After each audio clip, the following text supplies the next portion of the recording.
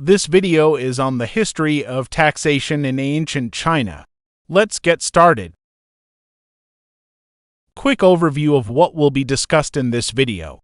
First, background information on the Zhou dynasty and its political system and history. The system of regional states and the tax systems used during this period. Cause of the Warring States periods and the next ruling dynasty that followed. I'll be talking about the Zhou dynasty, the longest reigning dynasty of Chinese history, beginning in 1046 BC to 56 BC, having lasted 789 years. The Zhou dynasty was established after the Zhou army overthrown the Shang dynasty, claiming that the king has lost the mandate of heaven. The rule under Shang dynasty had become more and more corrupt. The king was an evil leader who enjoyed torturing people, spending state money on drinking and gambling, and gathered all his treasures to himself, ignoring the states, leading to calls for the end of his rule. The final king in the Shang dynasty wouldn't accept defeat easily. He armed nearly 200,000 slaves to join in the defensive of his dynasty. But the slaves ultimately defected over to Zhou forces, and many Shang soldiers refused to fight, even joining the other side, guaranteeing his fall, in what is now known as the Battle of Mai. During Zhou rule, feudalism in ancient China divided society into a hierarchy from the king to the commoners. The social structure formed the government based on the ruling class, with the Son of Heaven, the king, on top, followed by lords, and below them the ministers or overseers, with the lowest class being commoners, consisted of peasants, laborers, and merchants. Large regions of territories were given to close relatives of the Zhou kings to rule. Each of the regional states had the freedom to govern itself, but had a political obligation to pay homage, acknowledgement of its loyalty to the king and their given title to rule. As such, the regional rulers were obliged to deliver tributes to the king, which was actually an early form of taxes collected locally, and they had to provide him with soldiers in a time of war as well. Regional rulers were responsible to guarantee the political and social stability of their state as part of the Zhou Empire, most importantly as part of their free reign to rule. In addition, each state has its own tax and legal system along with their own unique currency depending on the region. The ministerial department under their regional lord gathered tributes or taxes from their states. Tax administration of the regional states were seen as branches of the central Zhou government. The minister of the state created a yearly budget of revenue from each region by pre-calculation of agriculture. Overseer of the masses registered land and was responsible for a census of the people. As for the Minister of War, they organized service in the army, the custom being that each male person served for 1 full year in his life in the military and 1 year in the border zone to open up fields which would feed the military. Military recruitment depended on actual need. Overseer of Works controlled the labor tax. All able-bodied males were expected to provide 1 month's service annually to the state labor for construction of public works. The most important source of income for the Zhou Empire came from agriculture. An improved agriculture method came from the use of a field grid pattern that made irrigation easier. This allowed farmers to make better and more efficient use of the land. Along with this agriculture advancement came the invention of the well-field system. A 900 square acre of land divided into 9 100-acre-sized sections. The 8 outer sections were privately cultivated by farmers. Although managed exclusively by farmers and the produce considered entirely their own, their fields were by no means private.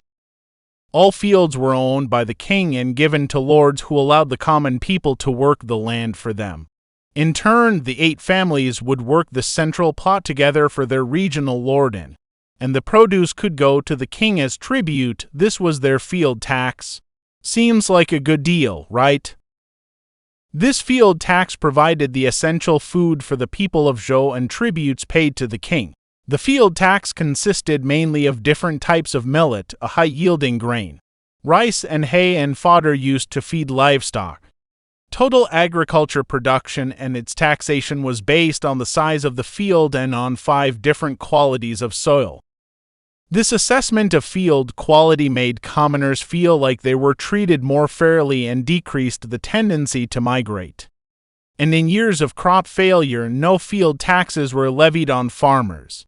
If an increase of agricultural production was needed, it would be raised by opening new fields and through diversification. Apart from the field tax, farmers had to deliver hay and fodder for military horses and cattle. The reality of the field tax. If a family of 1 man encompasses 5 people cultivating 100 acres of land, all amount are estimated for reference. An annual produce yield of 6,750 minus 1/10 of annual production of 675. Subtract 4,050 worth of food eaten per year by the family, minus various sacrifices worth 300 throughout the year, minus expenditure for clothing of 5 people 1,500, which means that the family will have a debt of 450 cash at the end of the year.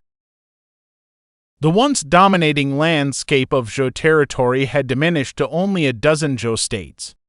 After several generations, practically all states carried out reforms and increased tax revenue, becoming stronger and completely independent, and as a result the central Zhou government slowly lost its authority. Eventually, the Lord of Wei appropriated the title of king. It was the first state of the Zhou Empire to use the title that was previously held exclusively to the House of Zhou. More states followed suit and announced the title of king, but interestingly none of them dared using the title Son of Heaven. It was at this time that the status of the oldest son had increased as heir apparent and future ruler. A lineage succession began within each regional state as they declared independence from the Zhou Empire. The new aim of the states was to enrich their region and strengthen the military. The only way to do this was to raise agricultural production, gain territory, and draft men for military service.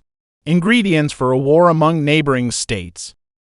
Poll taxes and household taxes were a new levy created during the Warring States period, the 3 centuries when Chinese states battled for territorial advantage and dominance.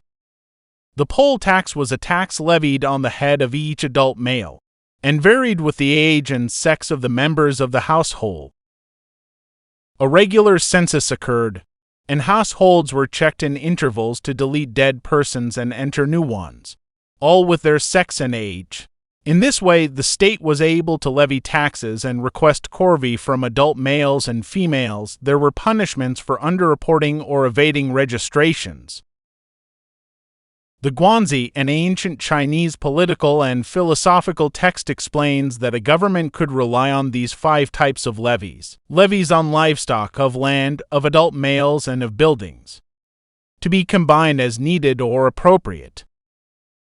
Yet Guanzhong, author of the Guanzi, warned not to make use of all these levies simultaneously, for this would ruin the economy.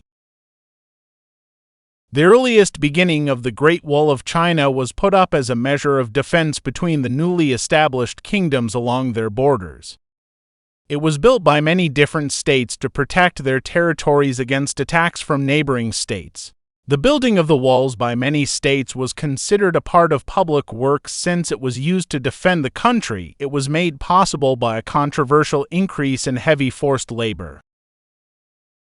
The Qin or Qin dynasty succeeded the Zhou and was the first dynasty of imperial China. During the Warring States period, the state of Qin cared for law and order of the land and organized state meetings during which alliances were created and refreshed. The incentive of the Qin rulers may just have been to strengthen their own state, not to unify the whole territory of China under their own rule. At the time, the king of Qin was convinced not to conquer the territory of Zhou, so that the elimination of the Son of Heaven would not damage the reputation of Qin. Instead, Qin strategically occupied the area around the Zhou capital and forced the Zhou king into submission. Later, the title of Son of Heaven was adopted by the king of Qin in 221. Then he proclaimed himself the first emperor. He was a major builder of the Great Wall and became hugely unpopular because of it. to undertake such a monumental building project. He increased taxes from 10% to over 50% and, worst of all, drafted workers for his wall and palace in the tens of thousands. As a result, he lost the mandate of heaven by being a selfish ruler. A revolt followed, and within 10 years the first emperor was deposed. Further thought: should we follow the Chinese the doctrine of the sacred right of insurrection against bad government, just as Thomas Jefferson did? Do you think our government has lost the mandate? Any questions?